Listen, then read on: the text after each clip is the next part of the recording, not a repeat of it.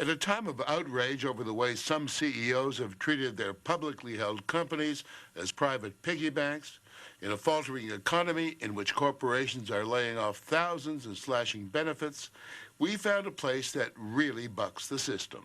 A company that, as we first reported last October, treats its workers like royalty.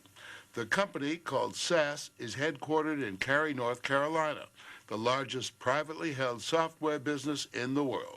Take a look and eat your heart out.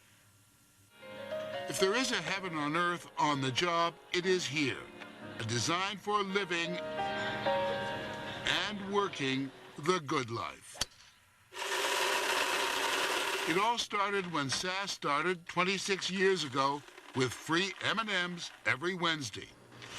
Those M&Ms grew into a collection of perks so vast that even longtime employees like Mark Britt are slightly astonished. Obviously, when you talk to people who've worked in other places, it's really hard for us to complain. And we catch ourselves sometimes complaining, and then we go, I can't believe I said that.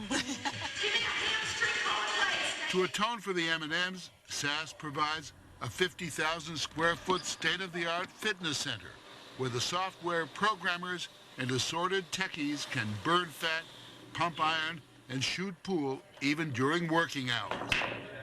If there are out-of-shape employees at SAS, we didn't see any. Not on this basketball court or this one. They're all free and all designed to keep the SAS workforce happy. Brett, a software developer, has been at the company since 1989. I just can't imagine leaving SAS, and I've felt that way for a very long time. If somebody offered to double my salary, I wouldn't even think about it. Like his colleagues, Mark works a flexible schedule. The company, which creates business software, encourages people to get their work done in a 35-hour week.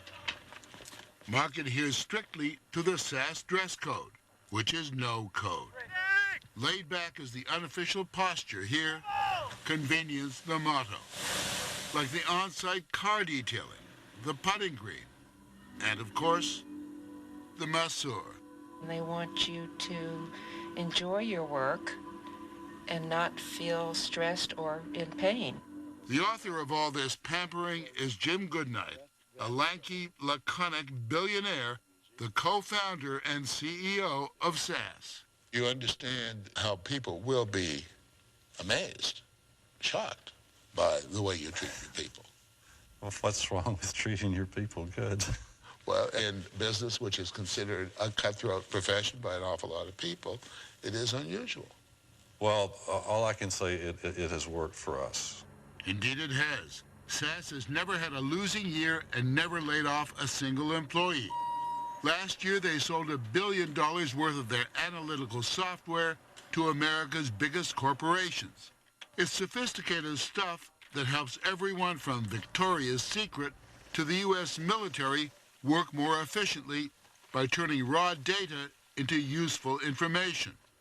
The armies of programmers who churn out the product are paid a competitive wage, but are not offered stock options because there is no stock.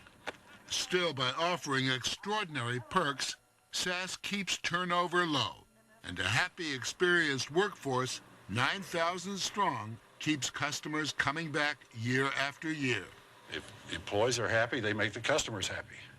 You make the customers happy, they make me happy.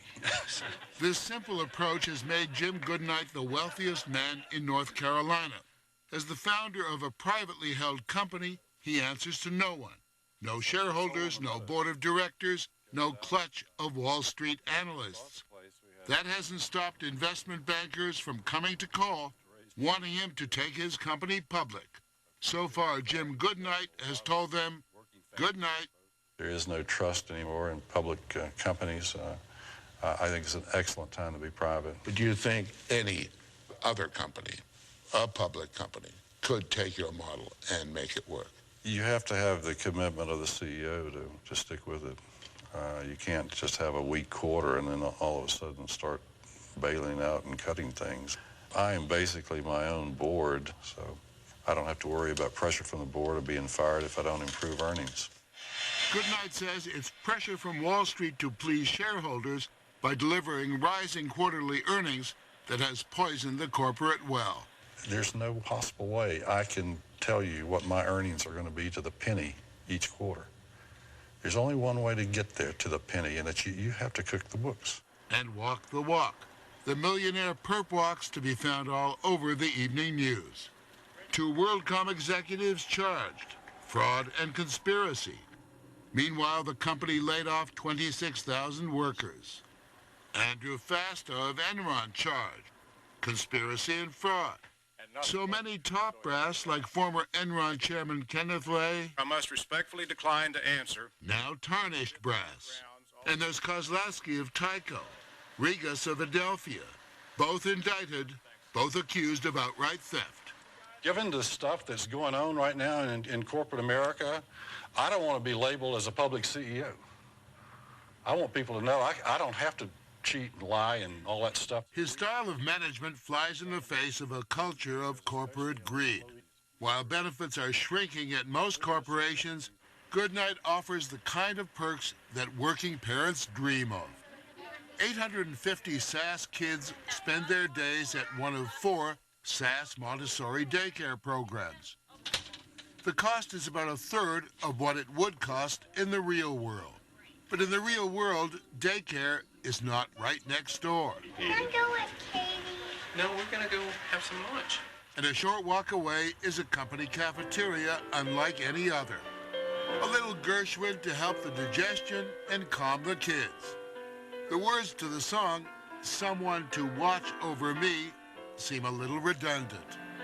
Having the children here, it helps ease the stress of juggling everything. Including medical bills.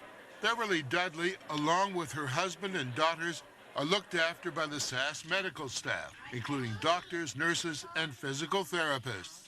Absolutely free. Wonderful. When a specialist is required, SAS picks up 80% of the tab.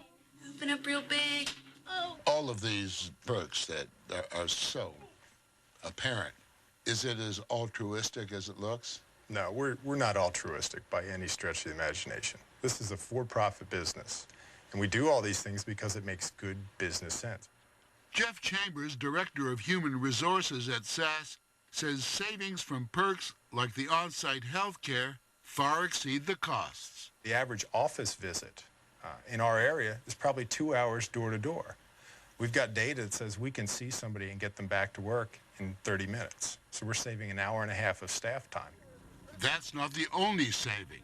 The SAS culture keeps employees content and keeps them from leaving. On average, software companies turn over more than 20% of their employees each year. At SAS, it's around 3%. And according to Stanford University business professor Jeffrey Pfeffer, that 17% difference saves SAS millions in recruiting and training costs.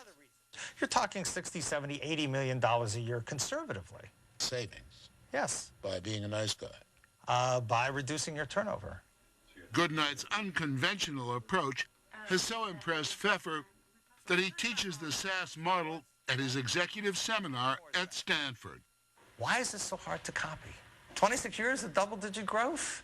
3% employee turnover even in the height of the dot-com craze? If he's so smart and they're so successful, why have we not seen kind of a mass movement of more considerate global corporations?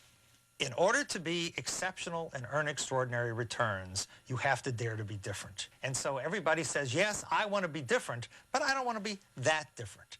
Pfeffer believes that many companies, including publicly held companies, could benefit from Goodnight's example, if only they could convince shareholders to think in the long term. It's completely common sense to understand the trade-off between time and money, that if you take burdens off of your employees so that they do not have to spend time sitting in doctors' offices and all this other stuff, that they will be more productive. To ease those nagging burdens, SAS arranges with local merchants to deliver goods and services to the office. They even have a department called Work Life. The women at the table are all social workers, and their job is to relieve their fellow employees of life's problems. From finding the right college for their kids, What kind of student are you looking for? to finding the right nursing home for their parents. Are you sure it's going to be a nursing home as opposed to assisted living when she comes out of rehab? Jim Goodnight welcomes anything that increases productivity or inspires the imagination, like the more than 3,000 works of art displayed throughout the campus. Creativity is extremely important, and anything I can do to get those creative juices flowing among the people here, I want to do that. And so, 2 full-time artists in residence, paid to paint. Everything about the company setting seems built on the idea that by feeding the spirit, people are more than willing to serve the company. SAS may look like a country club, but of course it's not. But there is a country club. It's owned by Jim Goodnight, and it costs $30,000 to join. If you work for SAS, you get a 90% discount, just about $3,000. The 3 golf courses and tennis courts and swimming pools, a 10-minute drive from work, are just another way Goodnight tightens the velvet handcuffs. The neighborhood surrounding the country club is chock full of SAS workers like Mark Britt, who often takes his twins swimming after picking them up at SAS daycare. Could it be just too much SAS? I've been here 13 years and it's not too much yet, so I think it's a good thing. Sometimes it does sort of feel like Disney World, but everybody likes Disney World. That's good. Is there any concern about a kind of excessive kind of company store mentality or the cult of working for SAS? Yeah. You go to the company doctor, you go to the company school, you go to the company daycare. You can use all the perks and amenities we have available. You can use none of them. The culture is very accepting that if you want to just show up, do your job, and collect a paycheck, that's fine. But it's all here for you if you want to use it. SAS thrives by shunning conventional wisdom. While many companies treat employees as annoying necessities, Jim Goodnight regards his as the best investment he ever made. I guess 95% of my assets drive out the front gate every evening, and it's my job to bring them back. Even in this tough economy, Goodnight keeps adding to the parade of perks. SAS employees can now have their oil changed and their tires rotated right on the premises while they work. And if you're thinking of applying for a job at SAS, good luck to you. In the month following our broadcast last October, the company received 15,000 applications.